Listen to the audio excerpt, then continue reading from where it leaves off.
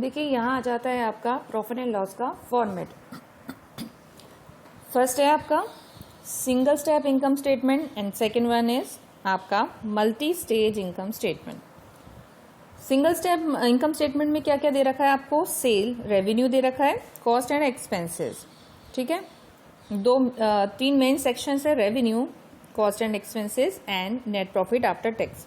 जबकि आपकी multi stage income statement में सेल्स रेवेन्यू दे रखा है, कॉस्ट ऑफ गुड सेल दे रखा है and gross profit on sales दे रखा है। ठीक है, अब है वही सारे फंक्शंस बट इसको अलग तरह से डिस्क्राइब कर दिया है। फर्स्ट वाले लेके चलते हैं हम सिंगल स्टेप इनकम स्टेटमेंट में। रेवेन्यू दे रखा है, रेवेन्यू कौन कौन सा है आपका? सेल्स लेस रिटर्न, यानी कि sales less return means sales return it's relate to the sales return and other incomes. Okay, कहाँ कहाँ से आपको इनकम हुई है और सेल करने के बाद जो सेल्स रिटर्न हो चुका है उसके बाद कितनी सेल से आपको इनकम हुई है, आप सिंपल वही रेवेन्यू लेके जाओगे। क्लियर? टोटल रेवेन्यूज हो गए। फिर उसके बाद आपका आता है cost and expenses. Cost and expenses में क्या आ जाएगा आपका?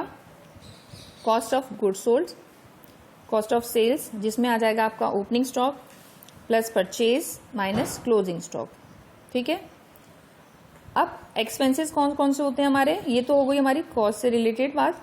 और एक्सपेंसेस क्या है हमारे? Journal and administrative expenses, selling expenses, depreciation, interest, non operating expenses and provision for tax. ये हमारे एक्सपेंसेस हो गए। अब आपको क्या करना है? सिंपल सेल्स दे रखी है, रेवेन्यू है, रेवेन्यू में से आपने एक्सपेंसेस को माइनस कर दिया है। ठीक है, आपकी आ जाएगी टोटल कॉस्ट एंड एक्सपेंसेस। अब इसके बाद आप नेट प्रॉफिट इजीली निकाल सकते हो। टैक्स भी दे दिया आपने, प्रोविजन फॉर टैक्स का जो था सेक्शन वो भी कर लिया कंप्लीट। इसके बाद आपको देना पड़ता है डिविडेंड। ठीक है, डिविडेंड डिक्लेयर कर दिया आपने। उसके बाद अब कितनी इनकम हुई है? Income retained in the business, यानी कि प्रॉफिट एंड लॉस क्या दिखाता है इनकम स्टेटमेंट कि जितनी आपकी आय हुई है उसमें से खर्चे माइनस करने के बाद, टैक्स देने के बाद और डिविडेंड डिक्लेयर करने के बाद में आपके पास अब कितनी इनकम बची हुई है बिजनेस में। ठीक है, ये हुआ आपका सिंगल स्टेप इनकम स्टेटमेंट। फिर इसके बाद है आपका मल्टी स्टेप इनकम स्टेटमेंट। अब इसमें क्या किया जाएगा? मल्टी स्टेप में देखिए वही सेम है, सेल्स रेवेन्यू। अब इसमें क्या ग्रॉस सेल ले ली है, सेम है वही चीजें, ग्रॉस सेल के नाम से लिखा जाएगा। लेस करिए इसने सेल्स रिटर्न एंड अलाउंसेस, जो आपने सेल लेस रिटर्न करके लिख ली थी वही आपकी मल्टी स्टेज में सेल्स रिटर्न और अलाउंसेस माइनस करने के बाद आप नेट सेल लिखोगे। ठीक है, आउटर कॉलम में cost of goods sold, opening stock, purchase less return, goods available for sales, कितनी अभी गुड्स अवेलेबल है सेल करने के लिए, फिर लेस कर दोगे क्लोजिंग स्टॉक। ठीक है, ये वाला सेक्शन जो कि आपने इसी में ही कर लिया था, पहले ही कर लिया था। ठीक है ना, ये वाला सेक्शन वो इससे मैच करता है। ठीक है, मैच कर गया। फिर लास्ट वही, जैसे लास्ट इसमें आपने क्या किया? ग्रॉस प्रॉफिट ऑन सेल, और जबकि इसमें क्या किया था आपने? नेट प्रॉफिट आफ्टर टैक्स निकाला था। अब ग्रॉस प्रॉफिट, क्योंकि ये तो सारे सेल और परचेज से रिलेटेड हो गए, अब आपको क्या करना है? एक्सपेंसेस को माइनस करोगे, operating expenses, administrative expenses, selling expenses, provision for depreciation. फिर आ जाएगा आपका ऑपरेटिंग प्रॉफिट।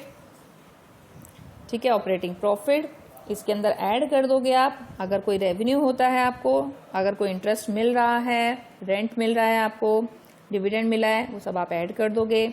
लेस कर दोगे आप अदर एक्सपेंसेस, अगर कोई आप इंटरेस्ट पे कर रहे हो। ठीक है, एक्सेट्रा। फिर लास्ट है आपका profit before interest and tax. ये प्रॉफिट जो आया आपका कौन सा है? Profit before interest and tax. Less करोगे क्योंकि आपको आफ्टर वाला चाहिए होता है, लेस कर दोगे इनकम टैक्स जितना पे कर रहे हो, आ जाएगा आपका नेट प्रॉफिट आफ्टर टैक्स। फिर वही सेम जैसे आपने सिंगल स्टेज में किया था, लेस कर दोगे आप डिविडेंड के अमाउंट। इधर इट विल या तो ये आपकी प्रेफरेंस के लिए है और या फिर वो इक्विटी के लिए है। डिविडेंड डिक्लेयर कर दिया, डिविडेंड को माइनस कर दिया, तो आपका आ जाएगा ये रिटेन प्रॉफिट। ठीक है, ये आपका आंसर हो जाएगा। ठीक है।